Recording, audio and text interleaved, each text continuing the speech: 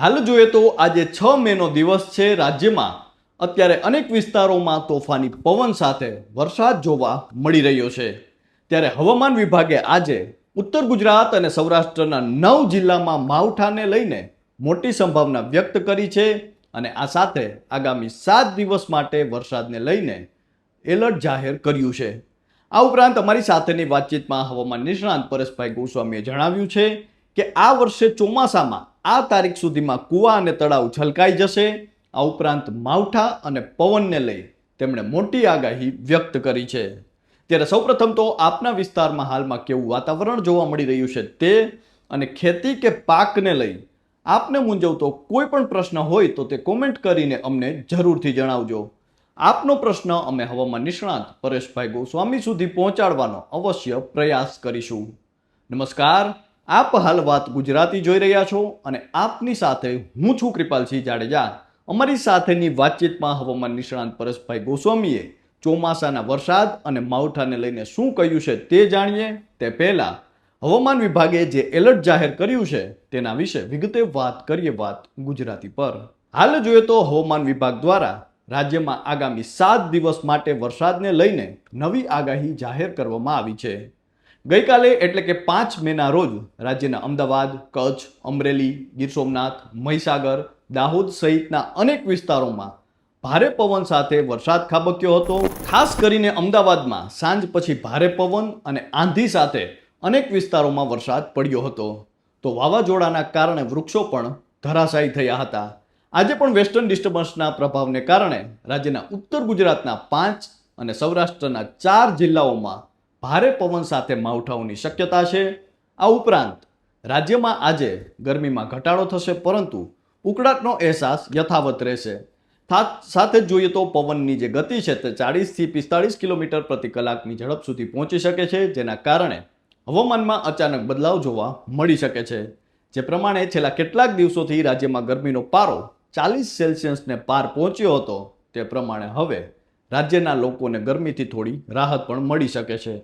હવામાન વિભાગે આજે રાજ્યના કયા જિલ્લાઓમાં વરસાદને લઈ એલર્ટ જાહેર કર્યું છે તે જાણીએ તે પહેલા અમારી સાથેની વાતચીતમાં હવામાન નિષ્ણાંત પરેશભાઈ ગોસ્વામીએ જણાવ્યું છે કે પવનની ઝડપ અત્યારે એવરેજ 30થી 40 કિલોમીટર પ્રતિ કલાકની ઝડપે ચાલી રહી છે. એ લગભગ આપણે 25-26 તારીખથી પવનની ઝડપમાં વધારો થયો છે અને એ આપણે 8 મેથી ઝડપ છે તે ઘટીને 15થી 17 કિલોમીટરની આસપાસ આવી શકે છે.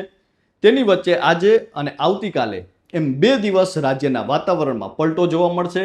જેમાં આમ જોવા જઈએ તો એક વેસ્ટર્ન ડિસ્ટર્બન્સ પસાર થઈ રહ્યું છે, તે સાથે અરબ સાગર પરથી ભેજવાળા પવનો આવી રહ્યા છે અને ઊંચું તાપમાન છે, જેના કારણે લોકલ સિસ્ટમો બની રહી છે. તેથી અમુક વિસ્તારોમાં છૂટાછવાયા હળવા સામાન્ય ઝાપટા નોંધાઈ શકે છે, જેમાં સૌરાષ્ટ્ર અને દક્ષિણ ગુજરાતનો સમાવેશ થાય છે.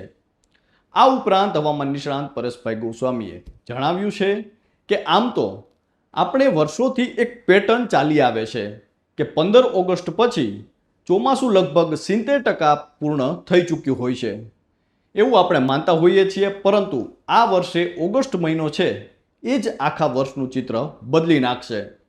ઓગસ્ટ મહિનામાં જ 20 ઓગસ્ટ પછી વરસાદ પડશે.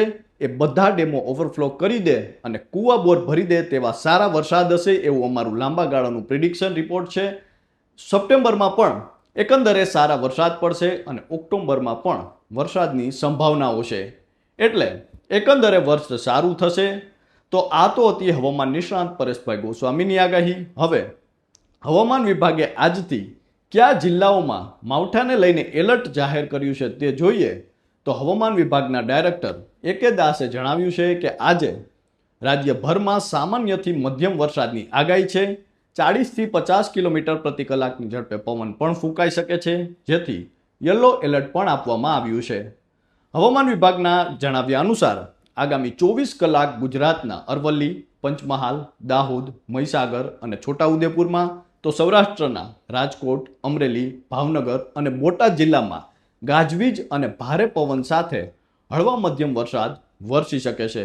તો આ તો હતી હવામાન નિષ્ણાંત પરેશભાઈ ગોસ્વામીની આગાહી અને હવામાન વિભાગની આગાહી. હવામાન નિષ્ણાંત પરેશભાઈ ગોસ્વામીના જણાવ્યા અનુસાર જોઈએ તો આગામી 2 દિવસ છે રાજ્યમાં છૂટાછવાયા સ્થળોએ હળવા મધ્યમ ઝાપટા વરસી શકે છે અને ખાસ કરીને તેમણે ચોમાસાને લઈને જણાવ્યું છે કે આપણે એવું માનતા હોઈએ છીએ કે 15 ઓગસ્ટ સુધીમાં તો 70% ચોમાસું પૂર્ણ થઈ ચૂક્યું હોય છે, પરંતુ આ વર્ષે 20 ઓગસ્ટ સુધીમાં તો એવો વરસાદ થશે કે જે કૂવા બોર છલકાઈ જાય અને ડેમ તળાવ પણ ભરાઈ જાય તે પ્રકારના વરસાદ પડશે. એટલે ઓગસ્ટ મહિનો છે તે ખૂબ મહત્વનો રહેવાનો છે. આ સાથે જ હવામાન વિભાગે આગામી દિવસોમાં રાજ્યમાં વરસાદને લઈને જે એલર્ટ જાહેર કર્યું છે, 24 જિલ્લા ખાસ કરીને જોઈએ તો 24 કલાકમાં જે કઈ સૌરાષ્ટ્ર અને ઉત્તર ગુજરાતના થઈને 9 જિલ્લાઓમાં એલર્ટ જાહેર કરવામાં આવ્યું છે. તો હાલ તો બસ આટલું જ. ફરી મળતા રહીશું વાત ગુજરાતી પર.